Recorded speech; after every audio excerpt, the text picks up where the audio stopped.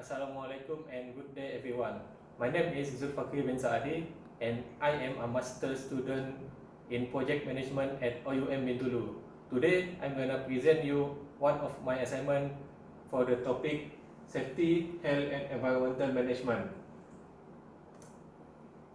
Okay, this presentation consists of three parts, which is part A, B and C. Part A is introduction, part B content, which content of category of workplace hazard, factor of workplace hazard, impact and hazard identification, prevention and control, and part C is conclusion. Okay, we start with part A, introduction of project background, location and map.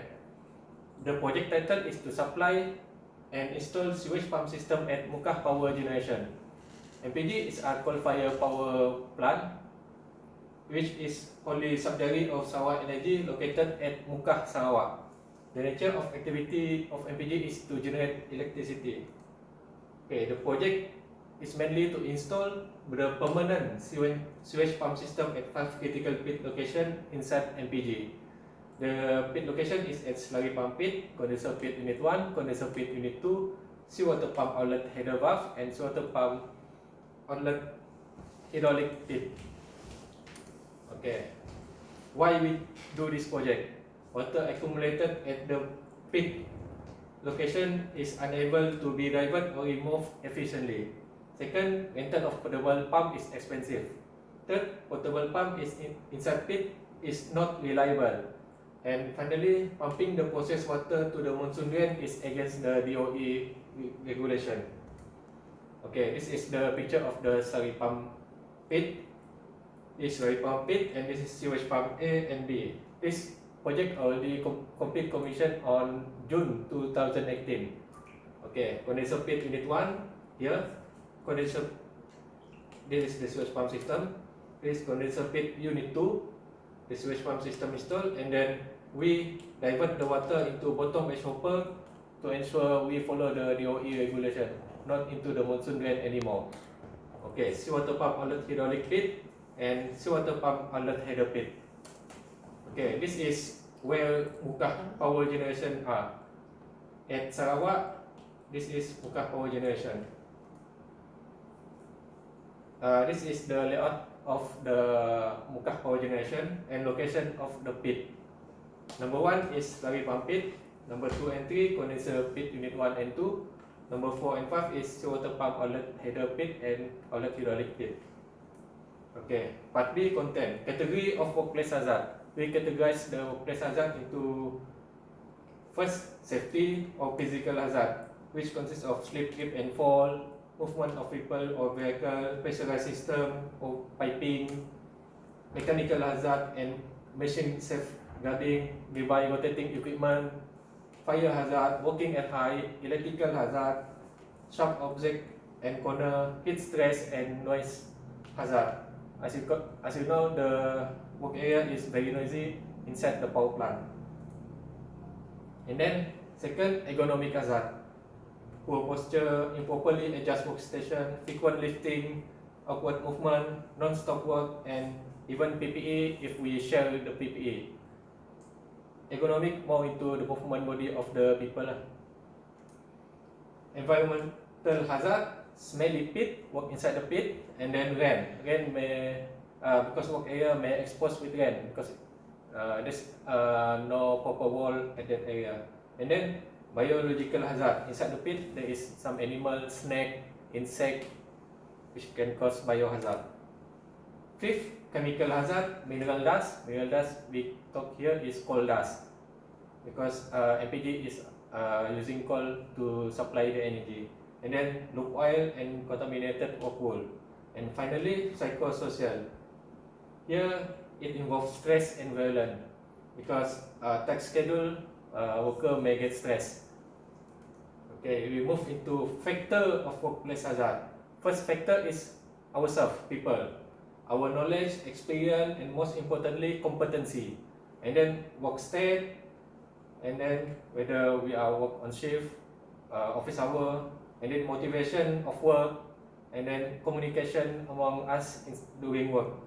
Second factor of hazard is equipment. Safety feature of equipment must be followed properly, and then usage, securing and maintaining of equipment is very important.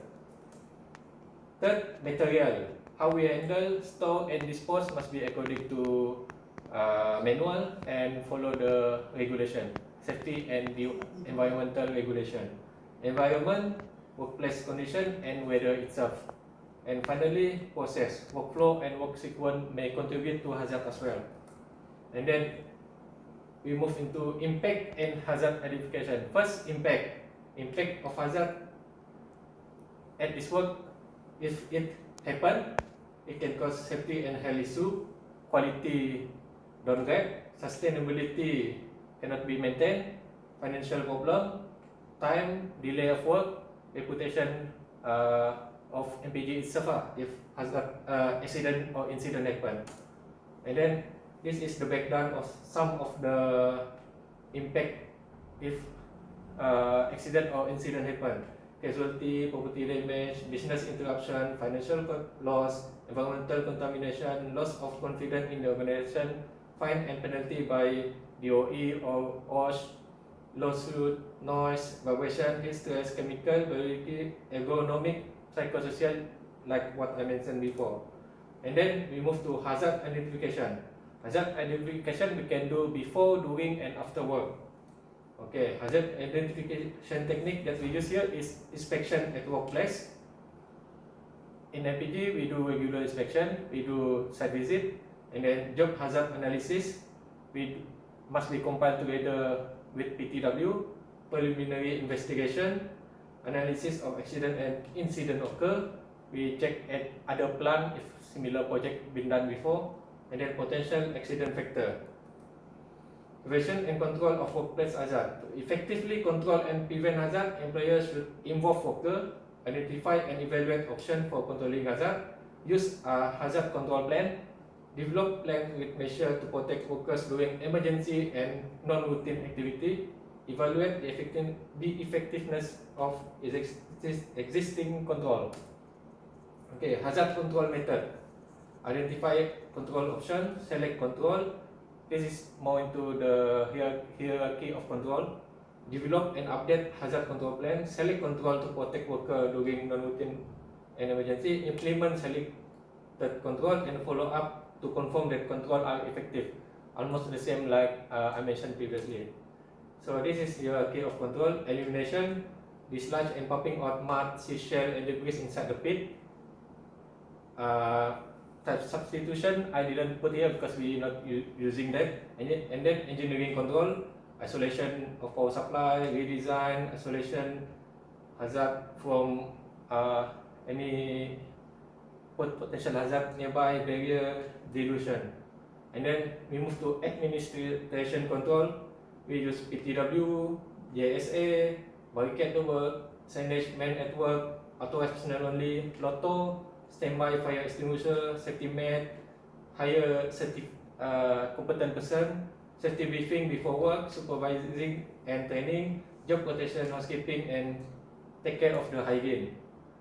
And then lastly, PPE. We use safety helmet, safety shoes, earplug, hand glove, and welding face shield. So this is the example of hazard identification, risk assessment, and risk control hierarchy that we use. Okay, this is the very likely, unlikely, and highly unlikely, and this is how we give the score. Okay, so conclusion, the best way to control workplace hazard is by first create a safety and health culture, and then for this standard work, the best control is engineering control, and finally use PDCA method. This is for plan, do, check, and action. Is to ensure continuous improvement. So finally, like Solar Energy said, everybody goes home safely. Safety first.